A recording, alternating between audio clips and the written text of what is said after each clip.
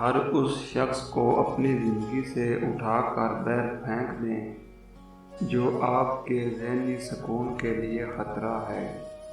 ہم ایک ایسے معاشرے میں رہتے ہیں جہاں ایک چھوٹی سی غلط فہمی کو وجہ بنا کر سالوں کے تعلق کو چھوڑ دیا جاتا ہے۔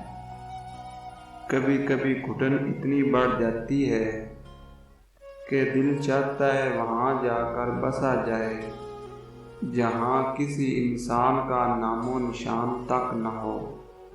انسان کو زندگی میں دھچکے لگتے رہتے ہیں، وہ دوبارہ اٹھ بھی کھڑا ہوتا ہے، چل بھی پڑتا ہے۔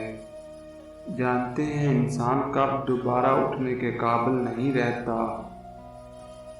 جب اسے پتہ چلتا ہے کہ اسے گرانے والا تو وہ تھا جس کے لیے وہ کھڑا تھا۔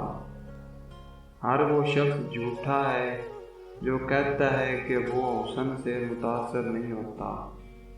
میں نے تمہیں منافقوں سے کھینچ کر لایا تھا، لیکن جہاں کی اینٹ ہو آخر وہیں پہ لگتی ہے۔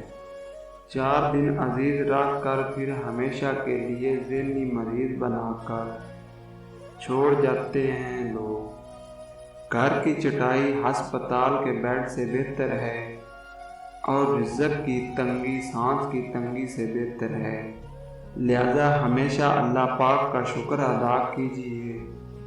دنیا کا ہر تعلق ایک غلامی ہے۔